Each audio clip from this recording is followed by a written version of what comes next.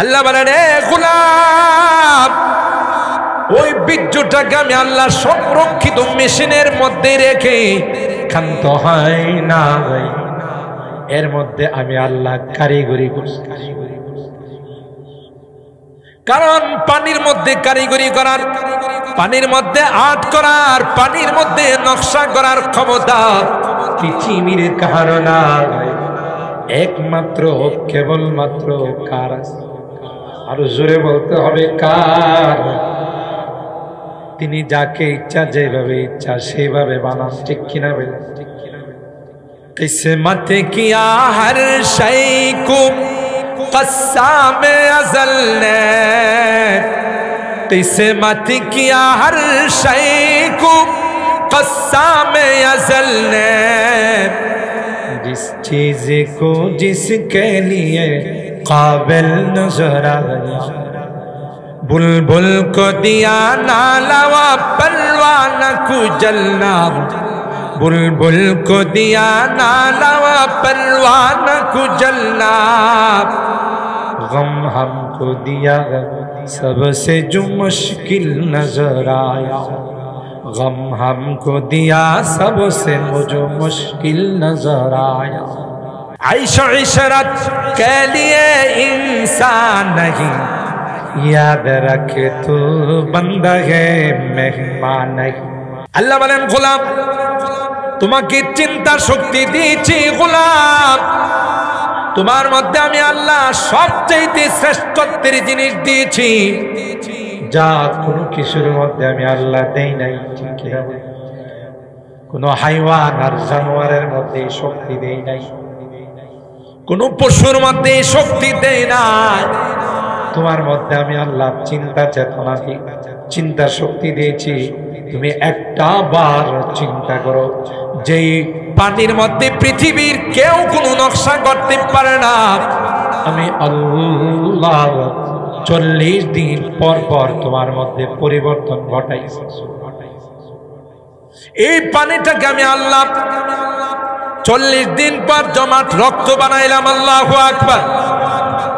এরপর 40 দিন পর গোশতের টুকরা বানাইলাম, 40 দিন পর এর উপর আমি আল্লাহ হাড্ডি দিয়া ছাউনি দিলাম, আবার এর উপর গোশত দিলাম, এর উপর আমি আল্লাহ চামড়া দিলাম। এরপর তোমার হাত পা, তোমার অঙ্গগুলো আমি আল্লাহ ফেরেশতা দিয়ে সেটআপ দিলাম। কিন্তু চেহারার মধ্যে যে দামি দামি জিনিসগুলো আছে, এগুলো আমি আল্লাহ কাউকে সেটআপ দিতে দেই নাই, স্বয়ং আমার কুদরতি হাতে সেগুলো তোমার মধ্যে ফিট করে দিয়েছি। তোমার চেহারার মধ্যে দামি চোখ আছে, তোমার চেহারার মধ্যে দামি কান আছে, নাক আছে, মেমোরি আছে, সবগুলো আমি আল্লাহ ওখানে সেটআপ দিলাম। কেন রে বান্দা, একটা বার যেন তুমি আমার কুদরতি পায়ে সিজদা করে তোমার গোলামিয়ত আদায় করো। সুবহানাল্লাহ। তুমি যদি আমার কুদরতি পায়ে সিজদা না করে কোনো মাজারে যাও, কোনো পীরের দরবারে যাও, কোনো খাজা বাবা গামজা বাবার কাছে যাও, তোমার মতো ইন্টারন্যাশনাল নিমো খারাপ পৃথিবীর মধ্যে কেউ নাই। আর যারাই এরকমের মাজারের ব্যবস্থা করবে, মনে রাখতে হবে এরা হলো ইমানের ডাকাত। কথা বলেন ঠিক কিনা? নিঃসন্দেহে ইমানের ডাকাত। আল্লাহর হাবিব আমাদের কি জানিয়ে দিয়েছেন, এ উম্মত, যতই দিন যাবে নতুন করে করে পীরের আত্মপ্রকাশ হবে। এই জন্য আল্লাহ বলেন, এ গোলাম, এখানেই শেষ নয়, তোমাকে আমি আল্লাহ ধীরে ধীরে এইভাবে তোমাকে বানাইলাম। এরপরে তোমার দেহের মধ্যে আমি আল্লাহ মূল্যবান রূহটা দান করলাম। সুবহানাল্লাহ। এ গোলাম, এই রূহটা দান করার পর আমি আল্লাহ তোমাকে সমাজ শক্তি দান করলাম, তোমাকে বুদ্ধি বিবেক দান করলাম। সব কিছু খাটাইয়া তোমাকে বুঝতে হবে কে আমার রব, কে আমার খালেক, কে আমার পালনেওয়ালা জাত। সেই রবের দিকে তোমাকে যাইতে হবে, সেই রবের ইবাদত করতে হবে।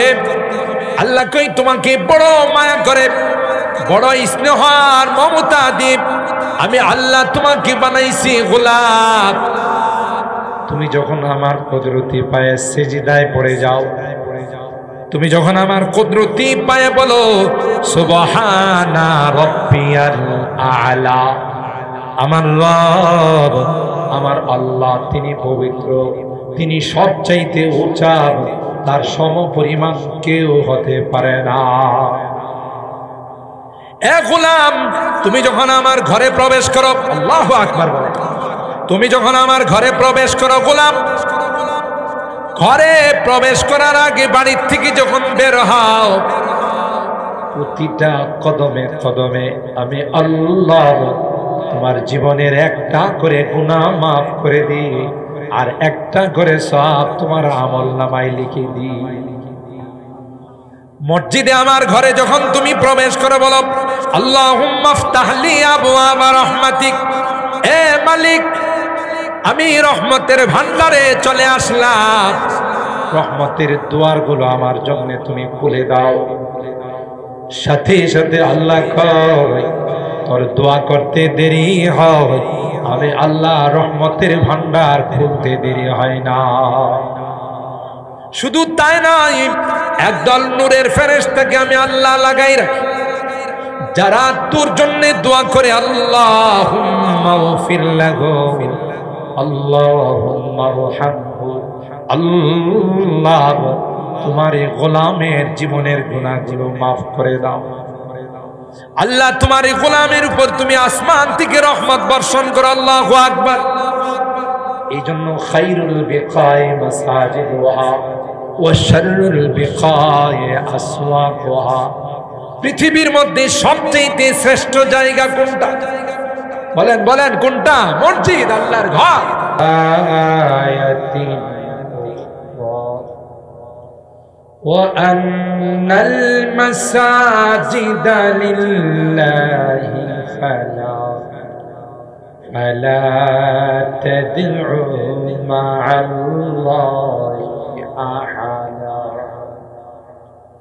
وَقَالَ النَّبِيُّ صَلَّى اللَّهُ عَلَيْهِ وَسَلَّمَ تَفَكَّرُوا فِي خَلْقِ اللَّهِ ولا تتفكروا في الله فإنكم لم تقدروا قدرا أو كما قال عليه الصلاة والسلام.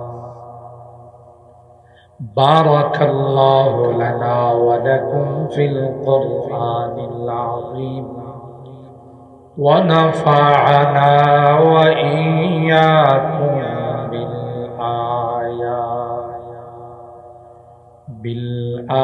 بالآيات والذكر الحكيم. صدق الله العظيم وصدق رسوله النبي الكريم ونحن على ذلك لمن الشاهدين والشاكرين والحمد لله رب العالمين. محبতের সাথে সকলে দুরূদ শরীফ আল্লাহুম্মা সাল্লি আলা মুহাম্মাদিন ওয়া আলা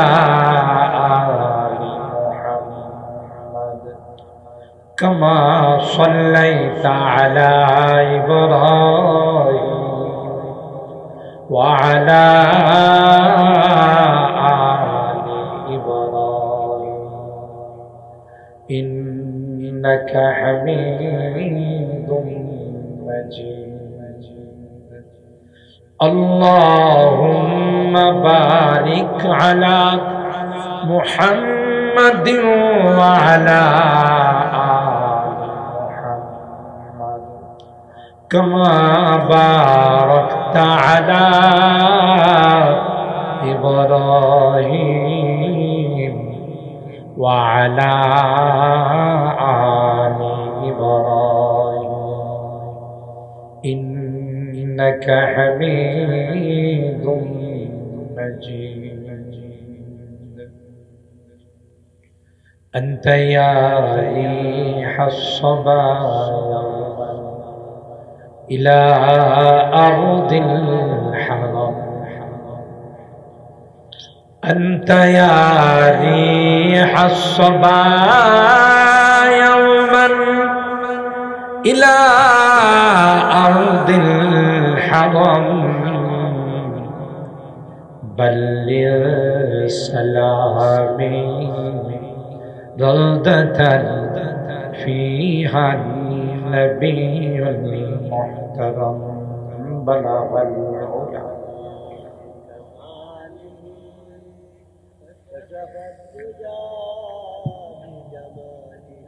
حسنت جميع خصاله صلوا عليه وآله روحي فداء لمدينة مجرايا بالهدى روحي فداء لمدينة مجرايا بالهدى وفي مهداها نام النبي المحترم بلغ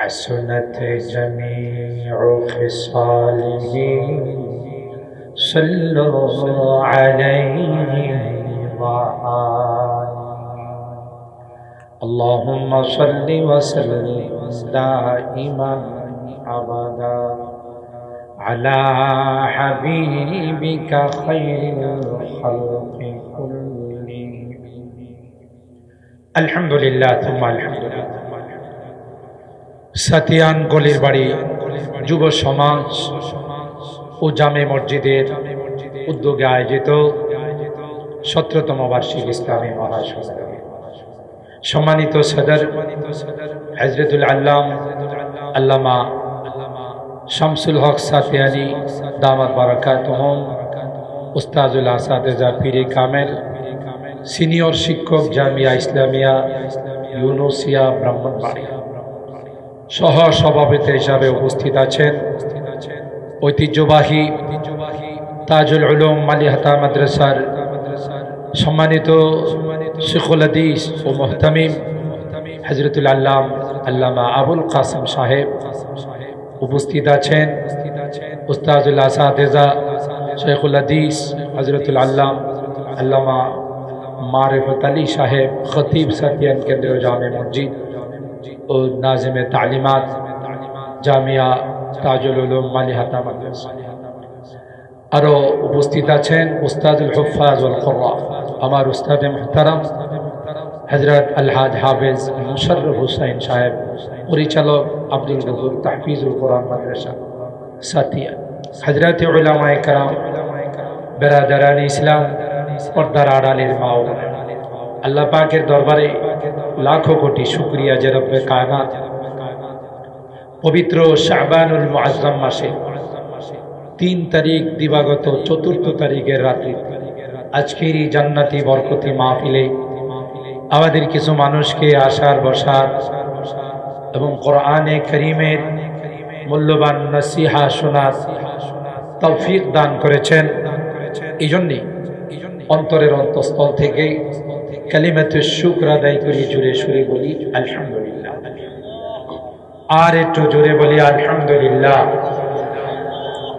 আমি বিনয়ের সাথে অনুরোধ করব আমার এই গ্রামের যারা আছেন বিশেষ করে আমাদের মহল্লা আশপাশের যারা আছেন আমরা আজকের এই জান্নাতি বাগানে চলে আসি।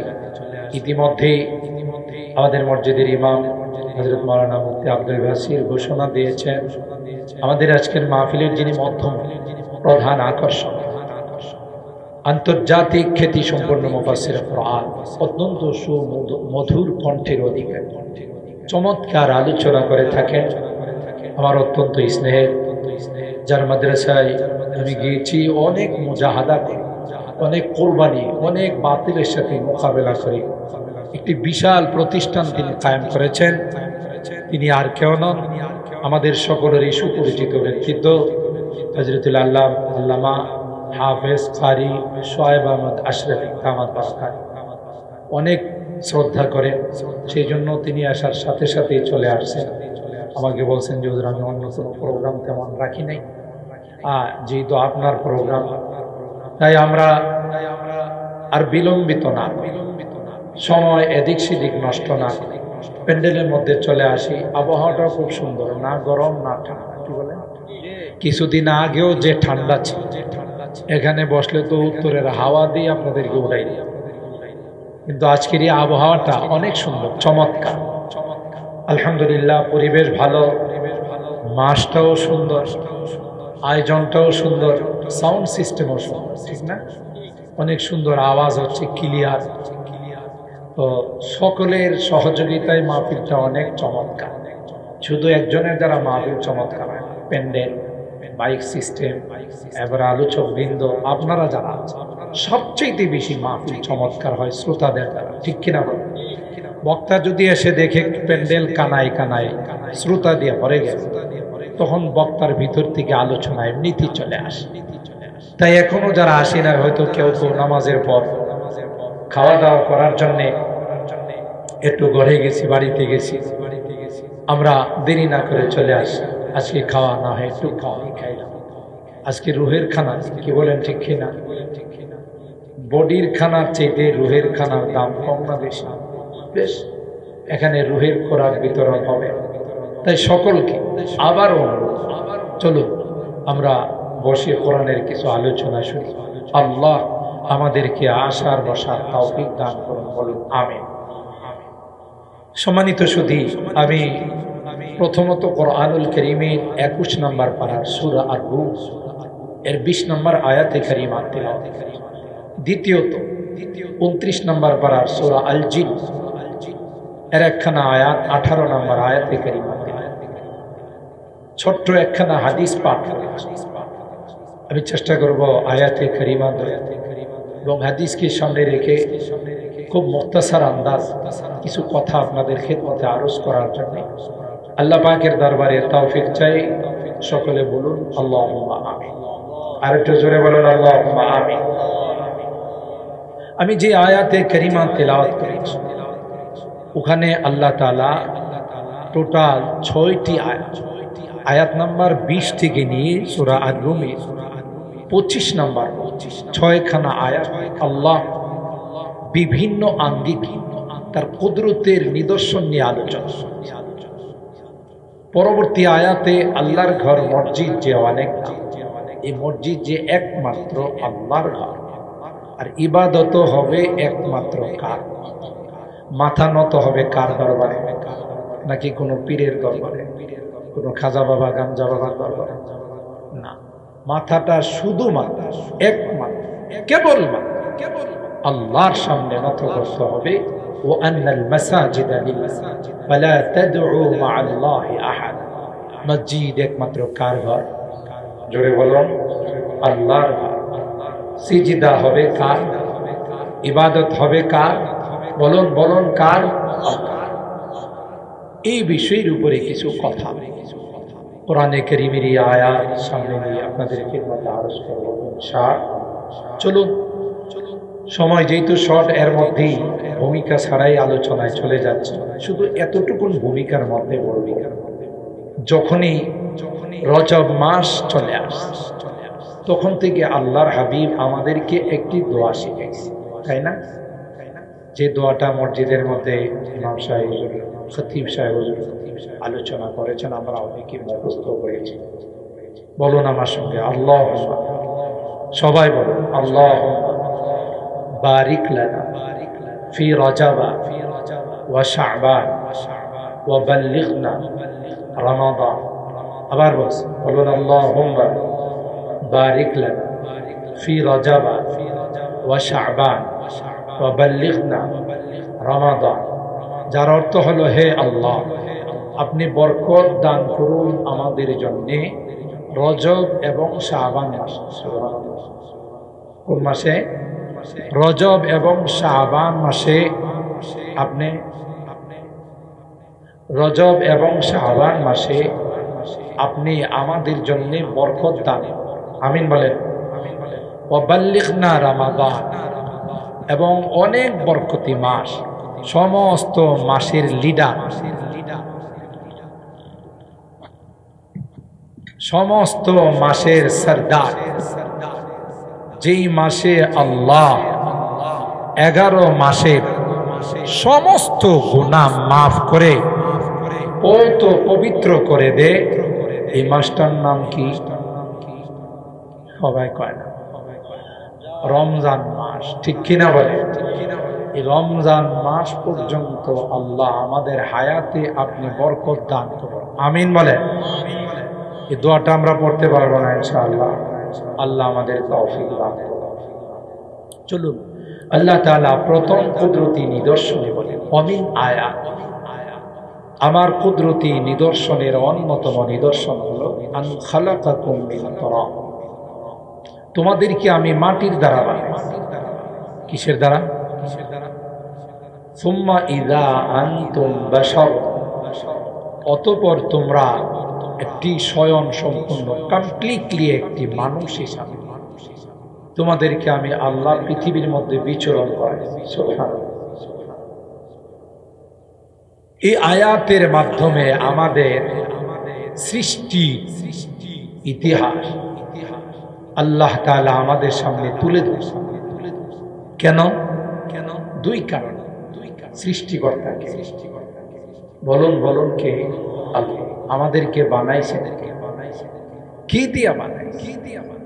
আমি এত বড় দেহের মালিক কিভাবে হলাম? কি ছিলাম, কি হয়েছি, কোথায় যাব? এটা হলো মানব জীবনের টার্গেট। আর এই টার্গেট যারা ভুলে যায় এরাই সবচেয়ে বড় বোকা। আল্লাহ বলেন, তোমাদেরকে আমি মাটির দ্বারা সৃষ্টি। মুফাসসিরিন ইকরাম এই আয়াতের তাফসীর করতে গিয়ে দুইটা ব্যাখ্যা করেন। একটা হলো বিখালকি আবিকুম আদম মিন তুরাব, তোমাদেরকে বানাইছে মানে তোমরা তো সন্তান কার? আপনারা একটু কথা বলেন তাহলে সুন্দর হয়। বলেন একটু, সন্তান আমরা কার? আদম আলাইহিস সালাম, তাই না? আমাদের আদি পিতাকে বলুন, আদম আলাইহিস সালাম। আমাদের আদি মাতাকে হাওয়া আলাইহাস সালাম, ঠিক না? তো আদমকে আল্লাহ প্রথমে কি দিয়া বানাইছেন? মাটি। আদমের স্ট্রাকচার, বডিটা আল্লাহ মাটি দিয়া বানায়া বহুদিন রাইখেন। ইবলিসা মাঝে মধ্যে এই বডিটারে তওয়াফ করে। মানুষ তওয়াফ করে খানায় কাবার, হ্যাঁ তওয়াফ করে আদমের বডি। বুঝেন না? এটা হলো হের কাম। যত উল্টা কাম আছে এটি কার কাম? কথা বলে না, ইবলিসের কাম। ইবলিসে আদম আলাইহিস সালামকে তওয়াফ করে মুখে দিয়া ঢুকে, পিছন দিয়া বের হয়, আবার পিছন দিয়া ঢুকে মুখ দিয়া বের হয়, আর মনে মনে চিন্তা করে এটা কি বানাইছে। তখন তো আল্লাহ আদমকে আদম হিসাবে কি করেন নাই? আত্মপ্রকাশ করান, প্রকাশ করেন। তো ইবলিস তওয়াফ করে আর চক্কর খায়, আর দাঁড়ায় দাঁড়ায় চিন্তা করে এটা আল্লাহ কি বানাইছে, কি হবে এটা ভবিষ্যৎ। এগুলো ইবলিসের অবস্থা। তো আল্লাহ তাআলা অনেক দিন এইভাবে বডিটা বানিয়ে রেখে দেয়। ওয়ালাকাদ খালাকনাল ইনসান মিন সলসালিম মিন হামাইম মাসনুন, সূরা আল হিজরের মধ্যে আল্লাহ এই আয়াত। সলসাল মানে হলো ওই মাটি, খরখরা মাটি। মিন হামাইম মাসনুন, খরখরা মাটি। যেমন পাতিলের মধ্যে, মাটির পাতিলের মধ্যে যদি আঙ্গুল দেয় এটা পোড়া কম হয়েছে না বেশি হয়েছে? আগে যখন আমাদের মা দাদিরা পাতিল রাখতেন, টুকা দিয়ে দেখতেন এটা কি আসলে পূর্ণাঙ্গ পোড়া দেওয়া হয়েছে না কাঁচা আছে, ঠিক না? এরকমের টন টন আওয়াজ করে, এটাকে মিন হামাইম মাসনুন। আল্লাহ রাব্বুল আলামিন এভাবে বানায়া পরবর্তীতে হযরতে আদমের বডির মধ্যে আল্লাহ রূহ দিলেন। এই যে একটা বডি স্ট্রাকচার আল্লাহ বানায় রাখছে, পরবর্তীতে এর মধ্যে আল্লাহ রূহ দান করলেন। সুবহানাল্লাহ বলেন। রূহ দান করার পর অনেক লম্বা ইতিহাস, এগুলো হাদিসের কথা, একটাও কোনো চটি বইয়ের গল্প কিসসা কাহিনী নয়, বুখারী শরীফে। রূহ দেওয়ার পর আদম আলাইহিস সালাম একটা হাসি দিলেন। কি দিলেন? হাসি দেওয়ার পর তিনি তার মুখ দিয়ে যে শব্দটা বের হলেন সেটা হলো আলহামদুলিল্লাহ। কি বাজিছে? প্রথম শব্দটাই বের হলো আলহামদুলিল্লাহ। এই জন্য হাসি দেওয়ার পর কি বলা সুন্নাত? বলেন বলেন, আলহামদুলিল্লাহ বলা সুন্নাত। ফেরেশতারা চতুর্দিকে বসা ছিলেন, ফেরেশতারা সাথে সাথে তার জবাব দিবেন ইয়ারহামুকাল্লাহ। কি জবাব দিছে? যে আল্লাহ তোমার উপর রহম করুন, এই জবাব দিছে ফেরেশতা। এরপরে আল্লাহ তাআলা, এরপরে যারা শুনবে তাদেরও আরো দোয়া আছে, আমি সেদিকে গেলাম। এরপর ফেরেশতারা বসা আছে, আল্লাহ পাক হযরতে আদমকে বললেন এদেরকে সালাম করো। আদম আলাইহিস সালাম তখন তাদেরকে আসসালামু আলাইকুম এই বলে সালাম করলেন। আল্লাহ পাক বলেন এরপরে তারা কি জবাব দেয় সেদিকে তুমি খুব সূক্ষ্ম কান লাগায় আসো। যখন ফেরেশতারা জবাব দিলেন ওয়া আলাইকুমুস সালাম ওয়া রাহমাতুল্লাহি ওয়া বারাকাতুহু, আল্লাহ বলেন ওয়া তাহিয়াতুকা ওয়া তাহিয়াতু যুররিয়াতিকা ইলা আদম ইলা ইয়াউমিল কিয়ামা। সুবহানাল্লাহ। যেই জবাবটা ফেরেশতারা দিল, আপনি সালাম দিলেন আর এই জবাবটা ফেরেশতারা দিল, এই জবাবটাই কিয়ামত পর্যন্ত আপনার সন্তান যারা আসবে তাদের জন্য অভিবাদন হিসাবে, দেখলেই যে স্বাগতম, আহলান সাহলান মারহাবা, এটা হলো আপনার যুররিয়াত, আপনার সন্তান যারা আসবে তাদের জন্য আমি আল্লাহর পক্ষ থেকে অভিবাদন। সুবহানাল্লাহ। একজন মুসলমান রাত্রির আধারে আমাবস্যা রাত্রিতে দূরে থেকে যখন একটা কালো ছায়া দেখে মনে মনে কিছু ভয় লাগে না? লাগে। এটা কি আসল মানুষ না কোনো কামলা? কামলা বুঝেন তো? এত রাত্রি কালো একটা ছায়া দেখা যায়, না জানে সে ভালো মানুষ না ডাকাত নাকি কোনো চোর। দূরের থেকে যখন ওই লোকটা বলবে আসসালামু আলাইকুম, নিঃসন্দেহে তার অন্তর থেকে ভয়টা কেটে যাবে। সে বলবে আর যাই হোক এই লোকটা কোনোদিন খারাপ লোক হতে পারে না, কারণ খারাপ হলে কোনোদিন আমাকে সালাম দিত না। তার এই সালামের মাধ্যমে সে জানিয়ে দিল এ ভাই কোনো ভয়ের কারণ নাই, আপনি আমার থেকে সম্পূর্ণ নিরাপদ, আপনি আমার থেকে সম্পূর্ণ নিরাপদ। যেহেতু সে ভালো মানুষ, আমাকে দেখেও তো তার এরকমের একটা ভয় হতে পারে। যাকে দেখলাম সে ভালো মানুষ না খারাপ মানুষ, আমি যখন তার প্রতি উত্তরে বলবো ওয়া আলাইকুমুস সালাম ওয়া রাহমাতুল্লাহি ওয়া বারাকাতুহু, সেও তখন বুঝে যাবে না না তার থেকেও আমার কোনো অনিষ্টার সম্ভাবনা নাই, কোনো ক্ষতির সম্ভাবনা নাই, সেও তো আমাকে সালাম দেয়। কথা বলেন ঠিক কিনা? 2 নাম্বার, কারো মধ্যে যদি চিরশত্রুতা থাকে, চির দুশ্মনী থাকে, বেশি বেশি যদি দেখলে কোনো কথা বলার দরকার নাই, দেখা হয়েছে, সালাম বিনিময় হয়েছে, আল্লাহর হাবিব ডাক দিয়া কয় সমস্ত শত্রুতা ভুলে গিয়ে তোমার অন্তরঙ্গ বন্ধু হয়ে যাবে। সালাম এমন এক চিকিৎসা, যে চিকিৎসার মাধ্যমে 2 জন শত্রুকে একে অপরের প্রাণের বন্ধু বানায় দেয়। সুবহানাল্লাহ।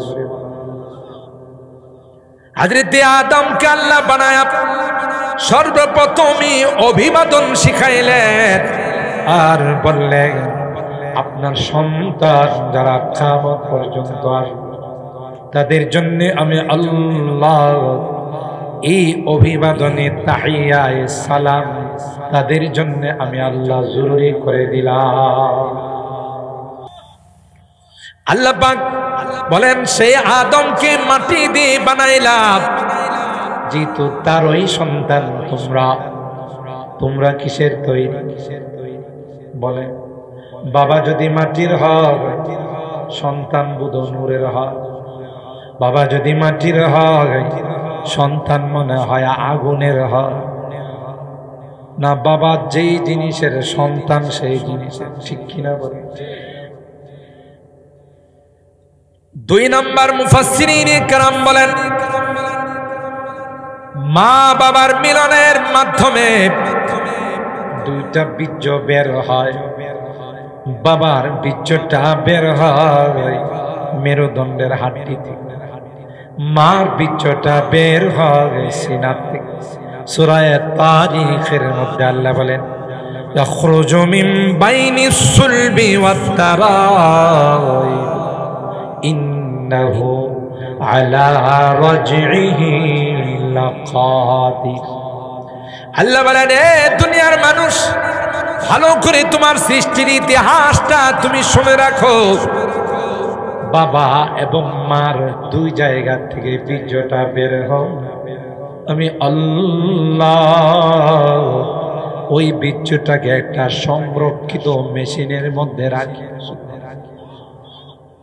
ওয়ালাকাদ খালাকনাল ইনসান মিন সুলালাতিন মিন তিন সুম্মা জাআলনাহু নুতফাতান ফি ক্বারারিন মাকিন সুম্মা খালাকনাল নুতফাতা আলাকাতান ফাখালাকনাল আলাকাতা মুদগাতান فخلقنا المضغة عظاما فكسونا العظام لحما ثم أنشأناه خلقا آخر فتبارك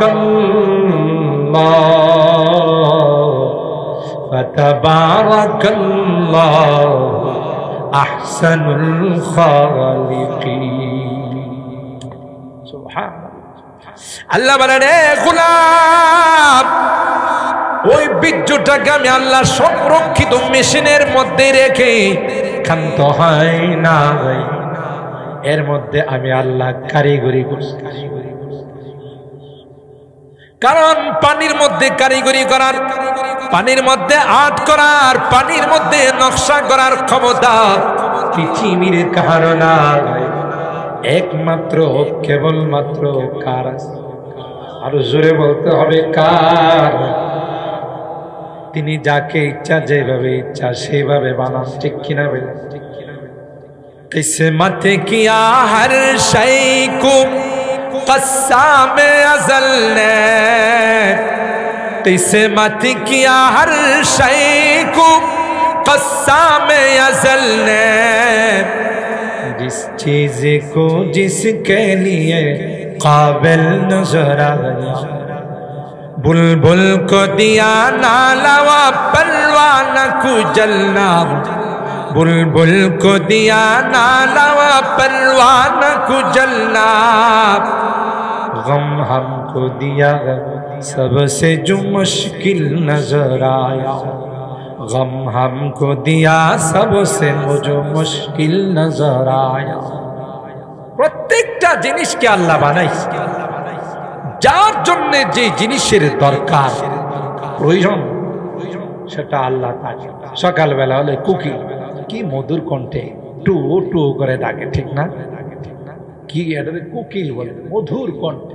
ময়না গান গায়, মেহমান আস ফিরিয়ে দাও, ঠিক কে এগুলো দিছে?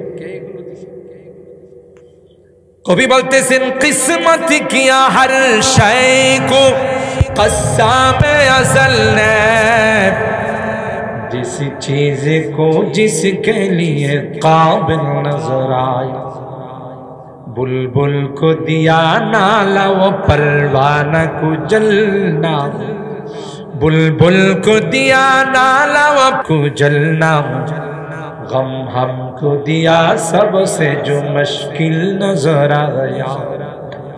আমাদেরকে আল্লাহ মেমোরি দিয়েছে, চিন্তা শক্তি দিয়েছে।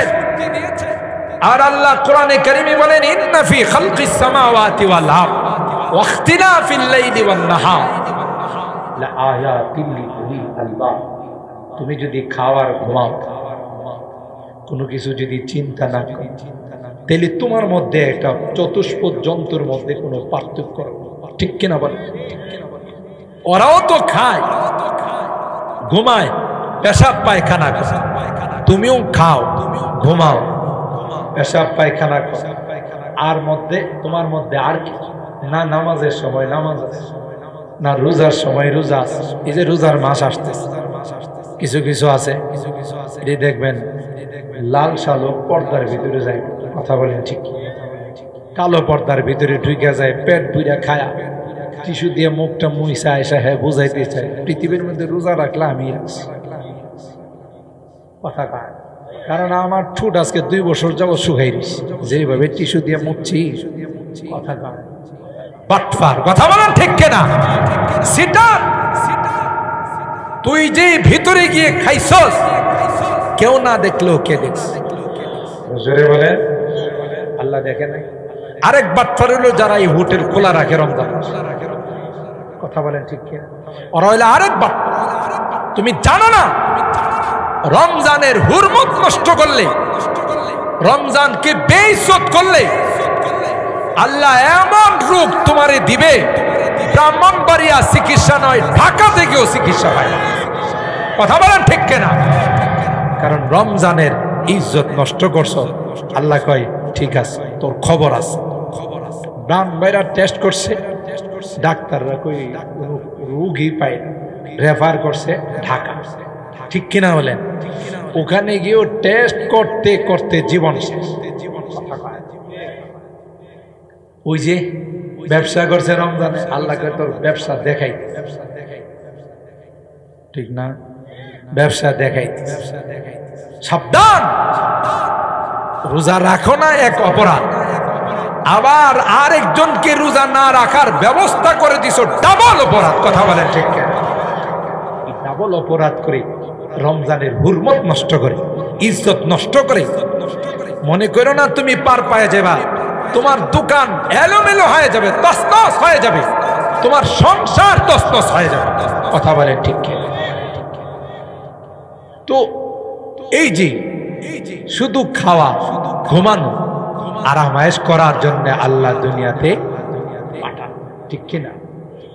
আইশো ইশরাত কে লিয়ে ইনসান नहीं, आइशो इशरत के लिए इंसान नहीं, याद रख तू बंदा है मेहमान नहीं। তুমি দুলানা যে নতুন শ্বশুর বাড়িতে গেলা, কোনো কাম কাজ নাই, শ্বশুরে বাজার সবাই করে খাওয়া, আর তুমি নাক টাইন না ঘুমাইলা। এই জন্য আল্লাহ তোমাকে দুনিয়াতে পাঠান নাই, কিছু কাজ করার জন্য, ঠিক কিনা বলে? আল্লাহ বলেন গোলাম তোমাকে চিন্তা শক্তি দিয়েছি গোলাম, তোমার মধ্যে আমি আল্লাহ সবচেয়ে শ্রেষ্ঠত্বের জিনিস দিয়েছি, যা কোনো কিছুর মধ্যে আমি আল্লাহ দেই নাই, ঠিক কিনা? কোনো হাইওয়ান আর জানোয়ারের মধ্যে শক্তি দেই নাই, কোন পশুর মধ্যে শক্তি দেয় নাই। তোমার মধ্যে আমি আল্লাহ চিন্তা চেতনা দিই, চিন্তা শক্তি দিয়েছি। তুমি একটা বার চিন্তা করো, যেই পানির মধ্যে পৃথিবীর কেউ কোনো নকশা করতে পারে না, আমি আল্লাহ 40 দিন পর পর তোমার মধ্যে পরিবর্তন ঘটাইছি। এই পানিটাকে আমি আল্লাহ 40 দিন পর জমাট রক্ত বানাইলাম, আল্লাহু আকবার। এরপর 40 দিন পর গোশতের টুকরা বানাইলাম। 40 দিন পর এর উপর আমি আল্লাহ হাড্ডি দিয়া ছাউনি দিলাম, আবার এর উপর গোশত দিলাম, এর উপর আমি আল্লাহ চামড়া দিলাম। এরপর তোমার হাত পা, তোমার অঙ্গগুলো আমি আল্লাহ ফেরেশতা দিয়ে সেটআপ দিলাম। কিন্তু চেহারার মধ্যে যে দামি দামি জিনিসগুলো আছে, এগুলো আমি আল্লাহ কাউকে সেটআপ দিতে দেই নাই, স্বয়ং আমার কুদরতি হাতে সেগুলো তোমার মধ্যে ফিট করে দিয়েছি। তোমার চেহারার মধ্যে দামি চোখ আছে, তোমার চেহারার মধ্যে দামি কান আছে, নাক আছে, মেমোরি আছে, সবগুলো আমি আল্লাহ ওখানে সেটআপ দিলাম। কেন রে বান্দা, একটা বার যেন তুমি আমার কুদরতি পায়ে সিজদা করে তোমার গোলামিয়ত আদায় করো। সুবহানাল্লাহ। তুমি যদি আমার কুদরতি পায়ে সিজদা না করে কোনো মাজারে যাও, কোনো পীরের দরবারে যাও, কোনো খাজা বাবা গামজা বাবার কাছে যাও, তোমার মতো ইন্টারন্যাশনাল নিমো খারাপ পৃথিবীর মধ্যে কেউ নাই। আর যারাই এরকমের মাজারের ব্যবস্থা করবে, মনে রাখতে হবে এরা হলো ইমানের ডাকাত। কথা বলেন ঠিক কিনা? নিঃসন্দেহে ইমানের ডাকাত।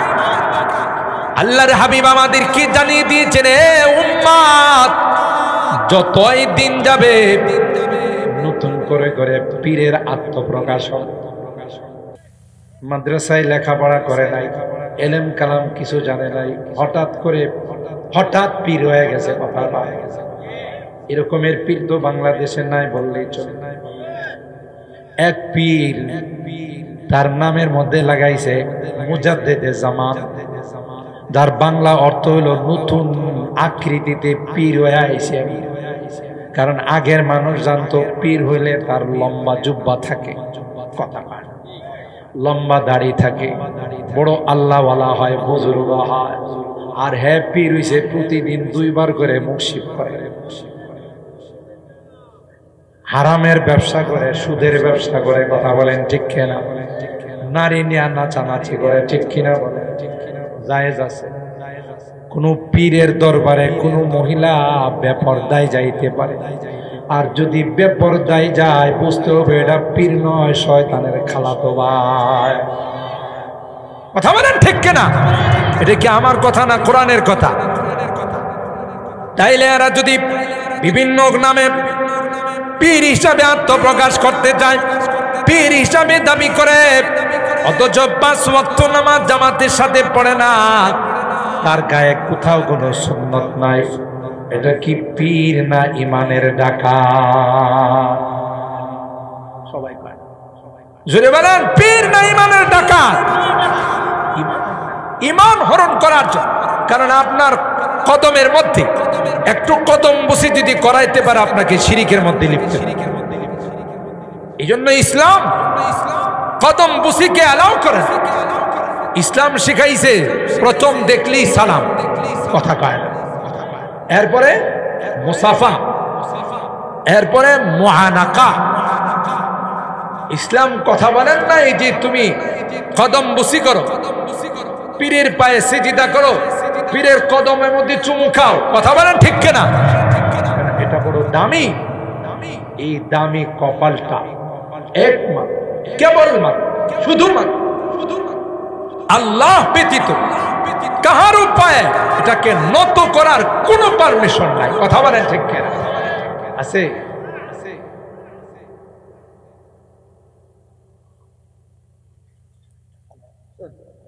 সম্মানিত সুধী, আমাদের প্রধান মেহমান এসে বসে আছেন। আমি শুধু এতটুকু আপনাদের টাচ দিলাম, ইমানের মতো দৌলত পৃথিবীর মধ্যে আর কিছু আছে? জোরে বলেন। সুতরাং যেই জিনিস দামি তার পিছনে চোর ডাকাত থাকে বেশি। স্বর্ণের দোকানের পিছনে চোর ডাকাত থাকে না? থাকে। ডায়মন্ড, হীরা, মুক্তা, জওহার এগুলোর পিছনে ডাকাত থাকে না? থাকে না। যদি কোনো কারণে ডাকাতি করে নেওয়া যায়, মালিকের জীবনের লস হয় না? হয়।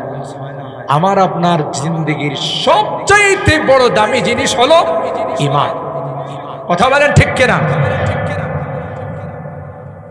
কোন কারণে যদি ঈমানের ডাকাতি হয় যায়, আল্লাহর কসম আর জীবনে কোনোদিন ঈমান নসিব হবে না। কথা বলেন ঠিক কিনা? বেঈমান হয়ে দুনিয়া থেকে যাইতে হবে। আল্লাহ আমাদেরকে এই জাতীয় ধোঁকা থেকে সকলকে হেফাজত করে বলুন আমিন। তাইলে আল্লাহ কি বললেন? যে তোমাকে এত কিছু দিয়া বানাইলাম, শুকরিয়া কার আদায় করতে হবে? আরো জোরে বলে।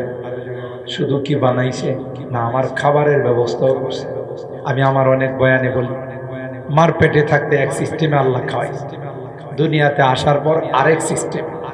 মার বুকের মধ্যে আল্লাহ সন্তানের দুধ জমা করে দিছেন, খাবার জমা করে দিছেন। এরপরে তাকে নরম খিচুড়ি খাওয়াইতে হবে। নরম খিচুড়ির জন্য আল্লাহ জমিনের মধ্যে চিকন চাউল, পোলাওর চাউলের ব্যবস্থা। সুবহানাল্লাহ।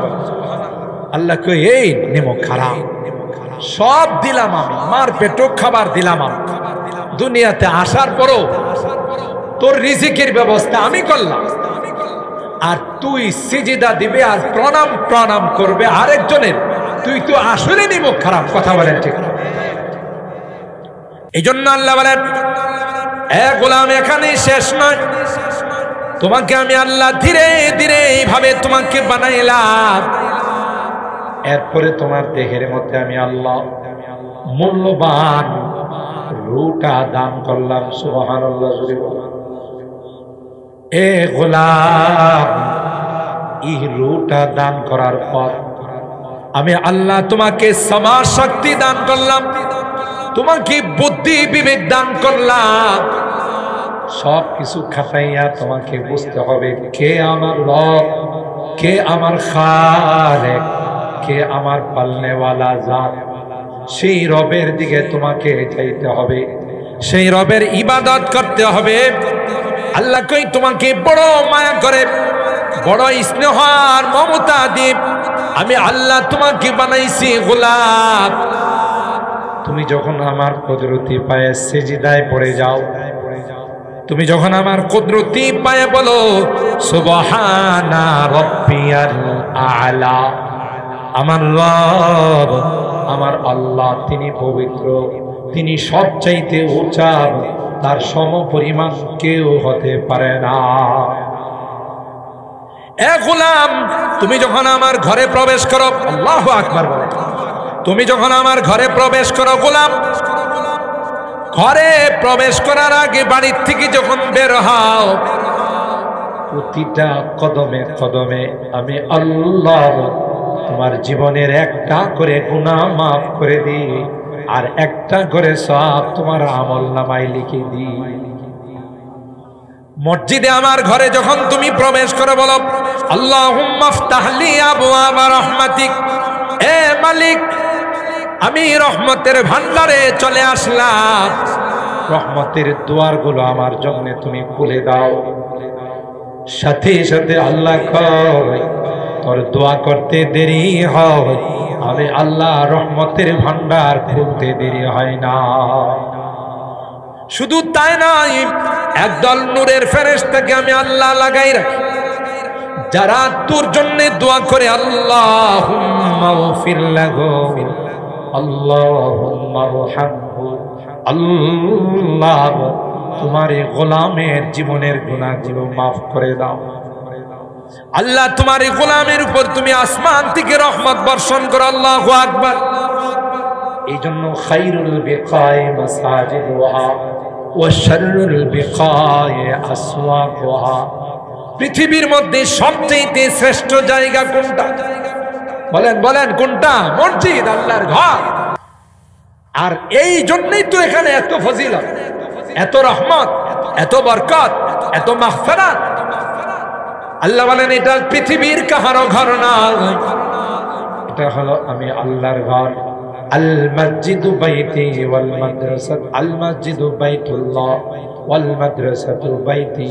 নবী কয় মসজিদ হলো আল্লাহর ঘর আর মাদ্রাসা হলো আমার ঘর। দুইটার সঙ্গে সম্পর্ক রাখবা, দুনিয়াতেও সফল, পরকালেও সফল। কথা বলেন ঠিক কিনা? আর জায়গায় দুনিয়াতে তুই যারাই মাদ্রাসা মসজিদের সঙ্গে সম্পর্ক রাখছে, যারাই মাদ্রাসা মসজিদের সঙ্গে মহব্বত আর ভালোবাসার তাআল্লুক রাখছে, আল্লাহ দুনিয়াতেও তাদেরকে ভালো রাখছে, পরকালেও আল্লাহ তাদেরকে শান্তিতে রাখবে। বলবো না, তাদেরকে আল্লাহ দুনিয়াতেও শান্তিতে রাখবেন, পরকালেও শান্তিতে রাখবেন। সুবহানাল্লাহ। কারণ মসজিদের সাথে সম্পর্ক রাখা মানে কার সাথে? কথা কয় না, কার সাথে? আল্লাহর সাথে যার সম্পর্ক ভালো থাকবে, এরে কি আল্লাহ কোনোদিন জাহান্নামে দিব? আগুনে জ্বালাই? নবীর সাথে যাদের সম্পর্ক থাকবে, হাউজে কাউসারের পানি কি আবু জাহেলের খাওয়াইব? উমাইয়ারে, বুশরে, নরেন্দ্র মোদীরে? কথা কার? যারা নবীর সাথে মহব্বত রাখবে তাদেরকে নবী হাউজে কাউসারের পানি নিজের বরকতে হাতে পান করে। সুবহানাল্লাহ। আর একবার যারা হাউজে কাউসারের পানি পান করবে, লা ইয়াজমাউ আবাদা, আর কখনো তাদের পিপাসা লাগবে না। সুবহানাল্লাহ। এজন্য মহব্বতের জায়গা দুইটা, মসজিদ মাদ্রাসা, আল্লাহ ওয়ালা যারা, নায়েবে রাসূল যারা, এখান থেকে সৃষ্টি হয়। এই রকমের সম্বল নিয়ে দুনিয়া থেকে যাইতে পারলে হাসতে হাসতে আল্লাহ। আমাদের এই রকমের কিছু পুঁজি পাট্টার দরকার আছে না? জোরে কও। এই পুঁজি পাট্টা না নিয়ে গেলে অবস্থাটা কি হবে? শুধু পিটন আর পিটন। যারা মসজিদের সাথে সম্পর্ক রাখে না, মসজিদে নামাজ পড়তে আসে, মসজিদে তার ছাগল ভেড়া ঢুকে গেল, খাদেম সাহেব কয়, ভাই আপনার ছাগলটা মসজিদে ঢুকে গেছিল, একটু খেয়াল রাখেন। কি কয় খাদেম সাহেব? হুজুর রে, পিঠের মধ্যে হাত বোলাই, হুজুর মনে কিছু নিয়েন না, এটা তো হাইওয়ান জানোয়ার, বুঝে না। আমার কোনদিন মসজিদে দেখছে কোন তো? হ্যাঁ, কেমন বুঝে মসজিদে যায়? এরকমের লোক আছে না নাই সমাজে? আবার কিছু আছে মারেফত বুঝে, এরা নামাজের মতো নামাজ জীবনে একবার বলেছ, আছে না এরকম মারিফতি লাইনে? ওরে বাবা, আরো যারা একটু উন্নত হয়ে গেছে, শয়তান তারে প্রধান খলিফা বানায় ফেলাইছে, সেকেন্ড খলিফা না, হেতু কই ফেলা দে মনের নামাজ বড় নামাজ। কথা কয় এই জাতীয় কোনো কথা শুনলে আপনার আর কোনো দলিল পাট্টার দরকার নাই, বুঝতে বুঝে হেরে শয়তান প্রধান খলিফা বানাইছে। কথা বলেন ঠিক কিনা? নামাজ ব্যতীত এই যে সবে মেরাজ গেল, রজব মাস, ওখান থেকে আল্লাহ নবী আমাদের জন্য কি তোহফা নিয়ে আসছেন? হাদিয়া নিয়ে আসছেন নামাজ। 5 ওয়াক্ত নামাজ। বান্দি যখন নামাজ পড়ে, সরাসরি তার সঙ্গে আল্লাহর কথাবার্তা শুনে। সুবহানাল্লাহ বলেন। এত বড় দামি ইবাদত নামাজ। এই নামাজ যদি কেউ কয় যে মনে মনে পড়লেই চলবে, তাহলে হেরে কইতে বোঝে দুপুরের খানা, রাত্রের খানা, সকালের খানা মনে মনে খাইলেই চলবে, ঠিক না? তারে এই জবাব দিত, নামাজ খানা যদি মনে মনে খাইলে না চলে, তাহলে নামাজ মনে মনে পড়লে কিভাবে চলবে? কথা বলেন ঠিক কিনা? আল্লাহ নবীর চেয়ে বড় পৃথিবীতে কেউ আছে? নবীর আল্লাহ কি কয়? মওতের আগ পর্যন্ত নামাজ পড়া লাগবে। কোরআনে আছে না নাই? এন কোন পীর যদি এসে কয় আমার নামাজের ক্লাসটা পাশ করে ফেলাইছে, কি নামাজের ক্লাস পাশ করছে না শয়তানের ক্লাস পাশ করছে? তাহলে এগুলো কিছু কথা আপনাদের এই জন্য বললাম, ইমানটা বাঁচানোর জন্য সতর্ক থাকুন। কথা বলেন ঠিক কিনা? খানা দেখলেই দৌড় দিয়েন না। কথা কান, আমরা তো এমন মুসলমান, হিন্দুরাও যদি কোনো খানা দেয় ওখানে যায় খাওয়া শুরু, অথচ এদের প্রত্যেকটা খাবার গণেশের নামে এরা উৎসর্গ। কথা বলেন ঠিক কিনা? মূর্তি দেবতার নাম। মুসলমান ইমানদার কোনদিন আল্লাহ ব্যতীত অন্য কাহারো নামে যদি কোনো কিছু উৎসর্গ করে সেটা মুসলমান খাইতে পারে। কথা বলেন ঠিক কিনা? মুসলমান, এই জন্য আমাদের এই জিন্দেগিটা বড় কঠিন। সতর্কতার সাথে জিন্দেগিটাতে চলতে হবে। কোন ফাঁকে কোন দিক দিয়ে আমার আপনার ইমান লুটি নিয়ে যাবে। আপনি তো মনে করতেছেন পাক্কা ইমানদার, যাওয়ার সময় দেখবেন যে আপনি খালি হাত। ঠিক না? খাজা পেন্দা রাত কে দারদ হাসলে হাসলে খাজা বজুজ পিন্দারি। খাজা সাহেব মনে করতেছেন আমি বড় পীর আউলিয়া হয়ে গেছি, আমি মুর্শিদ হয়ে গেছি, আমি বড় কামেল হয়ে গেছি। কবি ডাক দিয়া কয় না না, আসলে তোমার কামেল হওয়া নয়, তুমি আসলে নষ্ট হয়ে গেছো। তুমি নিজেও ইমান হারা হয়েছো, আরো 10 জনকে তুমি ইমান হারা বানাইছো। ঠিক কিনা বলেন? এই জন্য মুসলমান একমাত্র মুক্তির পথ কোথায়? আল্লাহর ঘর মসজিদ। ঠিক কিনা বলেন?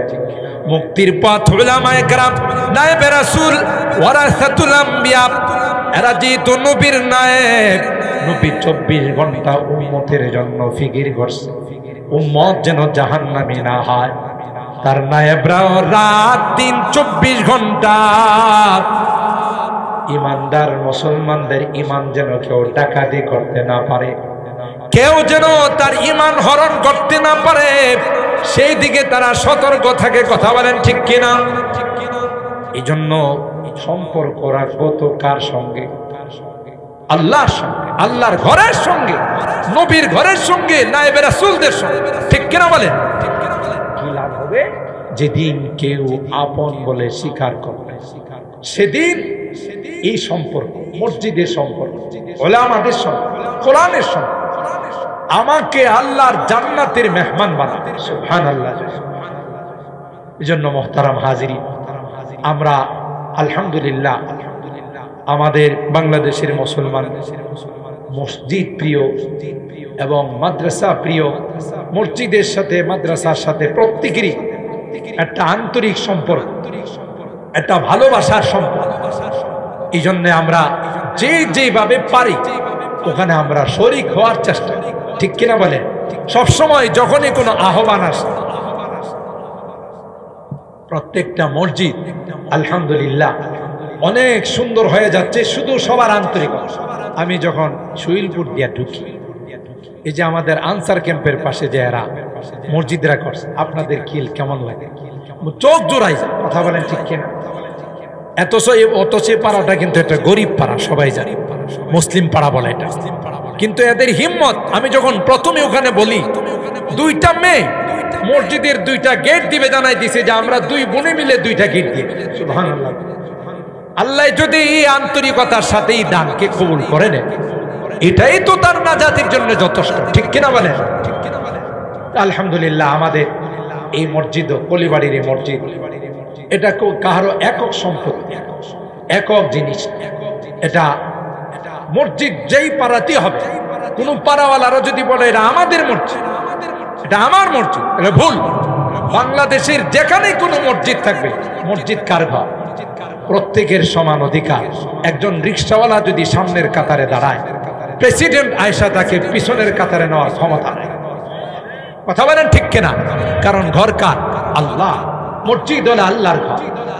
তো আমরা আলহামদুলিল্লাহ যখনই নিয়ত করছি যে এখানে পাড়ার মধ্যে একটা মসজিদ করার দরকার, এত সারা আপনাদের পাইছি যা ভাষায় প্রকাশ করার মতো। এই জন্য আমরা চিরকৃতজ্ঞ। মসজিদের কাজ আলহামদুলিল্লাহ অল্প সময়ের মধ্যে আপনাদের সহযোগিতায় আল্লাহ তাআলা কমপ্লিট করে দিয়েছে। বিশেষ করে প্রত্যেকেরই সন্তান রাজা প্রবাসে আছে, বিদেশে আছে। এদের প্রত্যেকটা এলাকা, আমি বাংলাদেশে যেখানে যাই, বড় বড় মাহফিলগুলো, মসজিদ, মাদ্রাসাগুলোর মধ্যে সবচেয়ে বড় অবদান রাখে বিদেশি। কথা কয় না? জোরে বলেন ঠিক কিনা? আমার প্রত্যেকটা মোনাজাত আপনারা দেখবেন বিদেশিদের জন্য কেউ আমাকে বলুক আর নাই, বিদেশিদের জন্য আমার একটা দোয়ার একটা উল্লেখযোগ্য অংশ থাকে। কারণ নৈতিক দায়িত্ব হলো তাদের জন্য দোয়া করা। কারণ এরা কষ্ট করে যদি বাংলাদেশের জন্য টাকা পয়সা না পাঠায়, দেশের চাকা অনেক আগে অচল হয়ে যায়। কথা বলেন ঠিক কিনা? বিভিন্ন মসজিদ মাদ্রাসায় মাহফিলে এদের সিংহভাগ হলো বিদেশে। আল্লাহ আমার দেশের সকল বিদেশিদেরকে ভালোবাসে। সবাই বলেন আমিন। যত অসুবিধা আছে সবগুলোকে আল্লাহ তাআলা দূর করে। তার ব্যতিক্রম নয় আমাদের এই মসজিদ, আমার এই মহল্লা। যারা বিদেশে থাকে এরা ওখান থেকে সবসময় খোঁজ খবর নেয়, এবং যখন এই মাহফিল আসে এদেরও দানের একটা বড় অংশ এই মাহফিলের মধ্যে, মসজিদের মধ্যে থাকে। আলহামদুলিল্লাহ, আমরা আপনাদের এই দান অনুদানে আমাদের মসজিদ আল্লাহ তাআলার মেহেরবানিতে ভিতরে কমপ্লিট।